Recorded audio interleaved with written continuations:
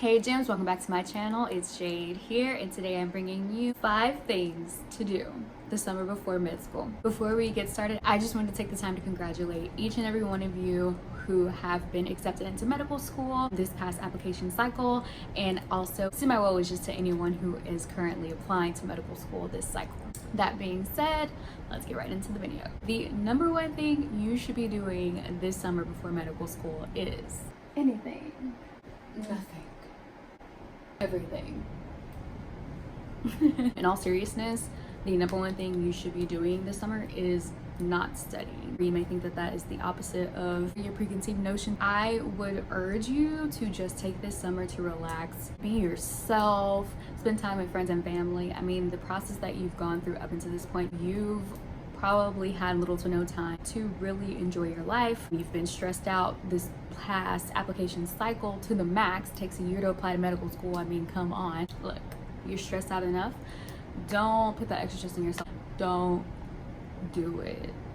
Spend some time by the pool. Spend some time with your mother, your father, your grandma, your family, everybody who's gonna miss you when you're gone, because the next 4 to 10 years for some people, you're not really gonna have time for these folks. So, or yourself, little do you know.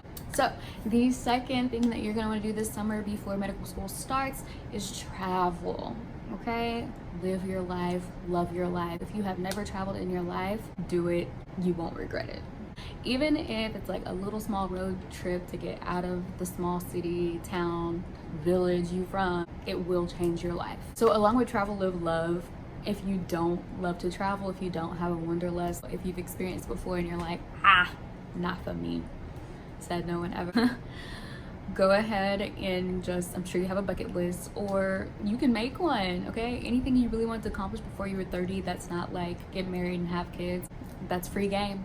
Start scratching these off that list this summer. So the third thing that you should be doing this summer encompasses a lot, okay, but the gist is self-care. There are little bullet points I got for you. So 3A, if you have the means, aka you still on your parents' insurance plan, or you know, you've been adulting since 95 and you got your own good insurance plan, go ahead and take care of all of your medical needs. We in the healthcare industry tend to forget about ourselves. Help yourself or you can't help anyone else. So go to the dentist, go get your well women's or your well men's, go see the optometrist, you wear glasses, you need contacts. Ooh, the dermatologist, y'all. If you have ever had acne at any point in your life, go to the dermatologist. Tell them, hey, I don't have acne right now, but I expect to have some stress related acne coming up real soon. Can you give me one product that I can just, you know, use preventatively for my women of color, my natural girls, okay?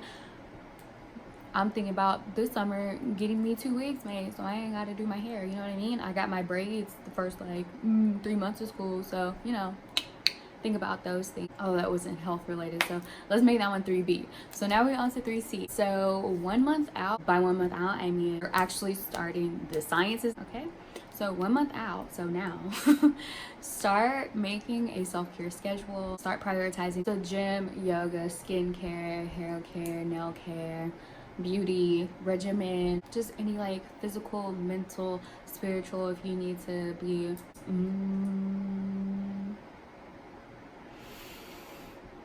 Can y'all tell I don't meditate? Because it took me that long to figure out I was trying to say meditate. A change in hobbies, like if you wanted to start doing like taekwondo or something, like now's the time to do it, so that you're not trying to start to do 2 things at once. Or you know, if you're just restarting a hobby, you love basketball but you know like you're not going to the NBA, but ball is life, make sure you pencil that down. Every Wednesday I'm gonna go ball, and actually do it now before school starts, so that when school does start, it's kind of like a muscle memory kind of thing. Like every Wednesday I do this, so let's keep that in my schedule as a self-care thing. Also, changing diet. So 3D in combination with changing your habits. If you are a video gamer or a binge watcher, you love Netflix and chill, this your girl. You've seen every movie, every good show, this your girl. Dial it back a month before, maybe like set yourself a time limit. I'm only gonna watch 2 shows today, or I'm only gonna watch 1 movie, or I'm only allowed to like sit on this couch and be a potato for 2 hours out of my 12-hour day. That way when you start school, you don't want any distractions. Finish the shows you have now. 3E, 2 weeks out, you're gonna want to start meal prepping. It's gonna save you time, it's gonna save you money, it's gonna save you exhaustion, it's gonna save you stress. If you have the food prepared, you're one up. You're studying, and suddenly you're hungry, boom.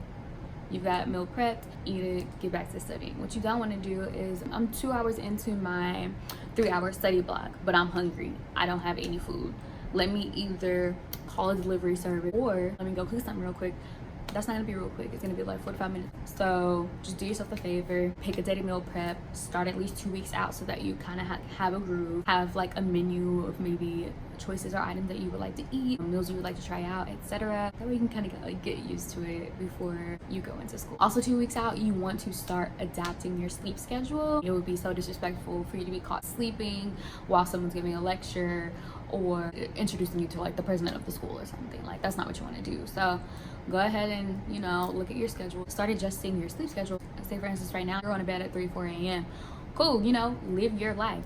But 2 weeks from the date that you start school, instead of going to bed at 4 a.m, all right, let's go to bed at 3 a.m. Next day, let's go to bed at 2 a.m. Cool, next day, let's go to bed at 1 a.m. and just see how you naturally wake up.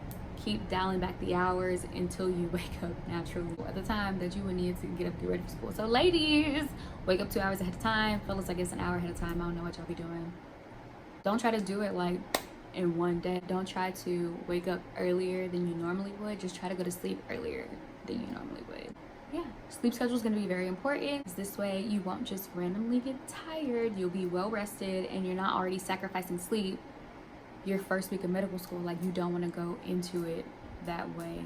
Trust me, that's going to cause you some emotional damage. Okay, so speaking of emotional damage, this is also the time to have those delicate talks with significant others and other important people in your life as to what to expect. My best advice, just off the rip, is if you are not in love, if you haven't been in love for more than a year, and if you don't feel like 80% of the time this is a person I can spend my life with, cut them loose.